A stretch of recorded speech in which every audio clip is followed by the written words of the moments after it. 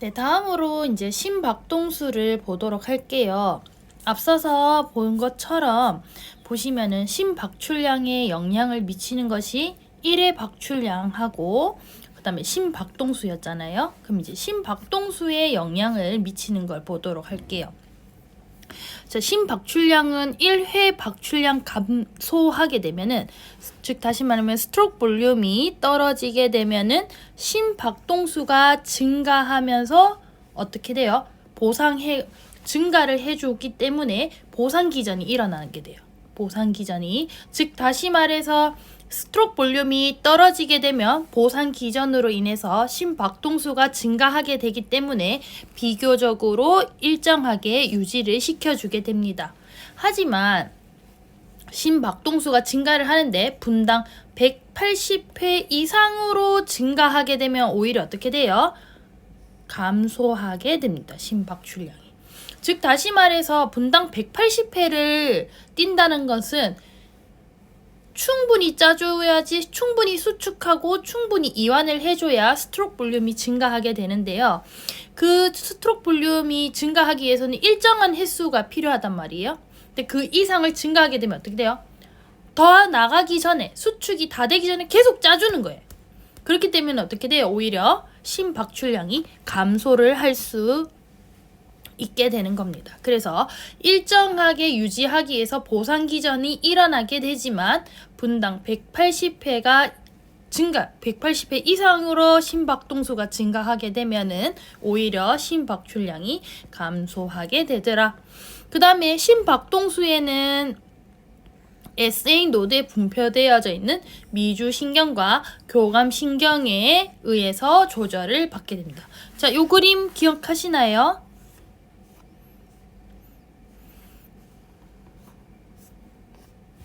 여기서 보면은 SA 노드가 지금 여기 위치를 하고 있죠. SA 노드에서 베이구스 nerve하고 심파세틱 트렁크가 와서 분포를 하고 있는 것을 볼 수가 있습니다.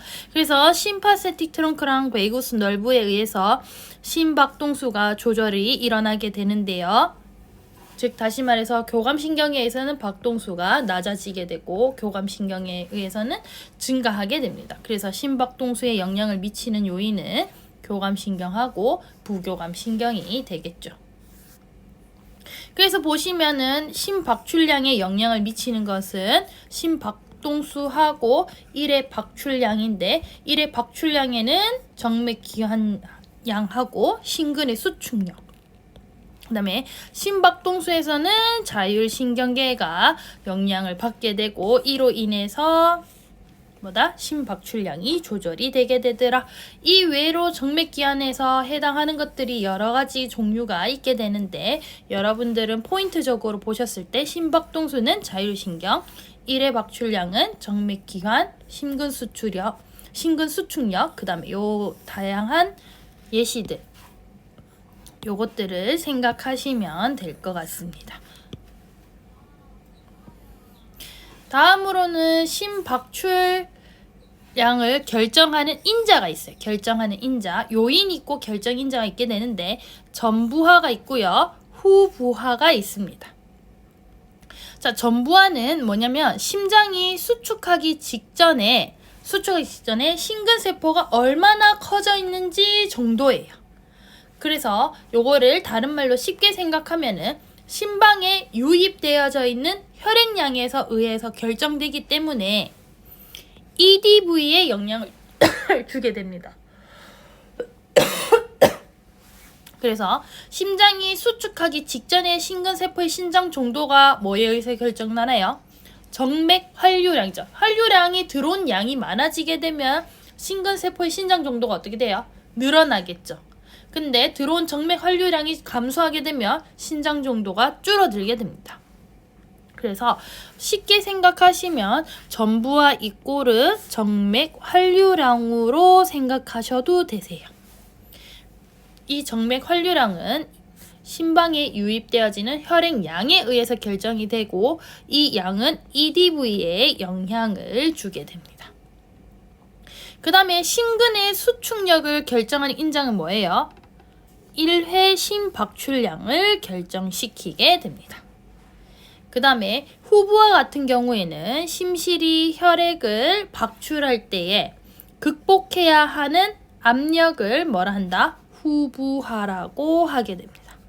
그래서 결정인자가 총 3개가 있습니다. 전부하, 심근의 수축력, 후부하 이렇게 3개가 있게 되는데 전부하는 정맥의 활류량이라고 생각하시고 후부하는 나갈 때잖아요.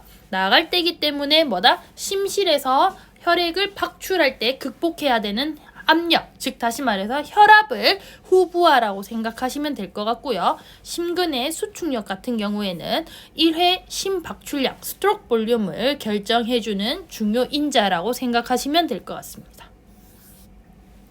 자, 그 다음에 심장의 일까지 하고 마무리 짓도록 할게요. 심장의 일 한번 보도록 할게요. 심장의 일이라는 것은 뭐냐면요. 정의를 대동맥 앞을 거슬러서 혈액을 내보내는 거예요. 자, 자심실에서부터 해서 대동맥에서부터 혈액이 나아가겠죠. 그러면 대동맥에서는 오히려 이 혈액이 못 나오도록 압을 걸어주는데 그 압을 거슬러야지만 우리는 어떻게 돼요? 이 심실의 수축력으로 이 압을 거슬러서 혈액을 펌핑해서 온몸 순환을 해주게 되잖아요. 그렇기 때문에 이 대동맥 압을 거슬러서 혈액을 내보내는 것을 뭐라고 한다? cardiac work, 심장일이라고 하게 됩니다. 그래서 이 일은 어떻게 되냐면 스트로크 볼륨 곱하기 평균 동맥 압의 어떻게 된다? 일이 되겠는데요. 평균 동맥압 같은 경우에는 100mg/Hg가 되겠고요. 스트로크 볼륨 같은 경우에 한 번 비트당 60에서 70이겠죠. 그래서 계산을 하게 되면은 한 번 비트 할 때 8160G만큼의 중력을 가진 것을 1cm 올리는 일을 하는 것이 뭐다? 심장의 일이 되는데요. 어떤 사람이 이제 평생 동안에 얼마만큼의 심장이 일을 하는지 계산해 봤더니 심장은 사람이 죽을 때까지 30톤의 무게를 1만 미터를 들어 올리는 것만큼 일을 한다고 계산을 누가 했다고 하네요. 그래서 중요한 건 아닌데 그냥 이런 거를 했구나. 그래서 여기서 중요한 것은 심장의 일이 뭐다? 대동맥 압을 거슬러서 혈액을 내보내는 일이 되겠고요. 식은 평균 동맥 압 곱하기 스트로크 볼륨이 되겠더라. 그래서 요 두 개를 좀 알고 계시면 좋을 것 같습니다. 그 다음에 이 심장이 그러면 일을 하게 되는데 이 심장이 잘 일을 한다, 못한다라는 기능을 평가하는 지수가 있게 되는데요. 심장 지수라고 해서 카디악 인덱스에서 CI가 있고요. 그 다음에 EF라고 해서 ejection fraction이라고 하는 사분출률이 있습니다. 그래서 심장 지수가 나타나는 것은요. 우리 몸에 있는 체표 면적분의 심박출량이 심장 지수가 되겠고요. 보통은 제곱미터당 1분에 2에서 3리터 정도가 되게 되는데요. 이거는 조직 관류량을 예측하는 지표가 됩니다. 그래서 즉 다시 말해서 심장 지수가 높다는 것은 이꼬르 심장 기능이 뭐다? 훌륭하게 잘 행하고 있다라는 뜻으로 보면 되겠죠. 그 다음에 사출분율 같은 경우에는 이완기말 심실 용적이 아까 120ml였죠. 1의 심박출량이 아까 얼마였어요? 한 70 정도, 60 정도였다고 할게요. 계산하기 쉽게. 자, 이거는 뭐다? 심실이 얼마나 잘 수축할 수 있는지 평가 지표가 됩니다. 그래서 정상 같은 경우에는 0.67을 기준으로 보통 하게 되고요. 많이 떨어지는 사람은 어떻게 된다? 0.3에서부터 0.4 이 이하로 떨어지게 되면은 어떻게 돼요? 확실히 이완기말 심실 용적 대비했을 때 박출되어지는 양이 적기 때문에 어떻게 되죠, 여러분들? 심실에서 수축을 제대로 못 해준다는 뜻이겠죠. 그렇기 때문에 심장 기능이 어떻게 된다? 떨어지게 된다. 그래서 이 값이 너무 낮으면 떨어지게 된다. 심장 기능이 떨어진다라고 볼 수가 있습니다. 자, 이렇게 해서 심장 주기 전까지 해가지고 우리 한번 다 보았는데요. 심장 주기 내용부터 해서 심전도는 좀 따로 모아서 더 자세하게 보아야 할 필요가 있어서 다음 시간에, 그러니까 돌아오는 금요일에 심장 주기부터 해서 저희가 심장은 이제 끝내도록 하고 혈관 계통으로 넘어가서 보도록 하겠습니다. 지금까지 들어주신다고 고생하셨고요. 여러분들 혹시라도 강의 들으시다가 모르는 내용이 있으면 U클래스 쪽지를 통해서 질문해 주시면 될 것 같아요. 그러면 우리 다 돌아오는 금요일에 만나도록 하고 수고하셨습니다.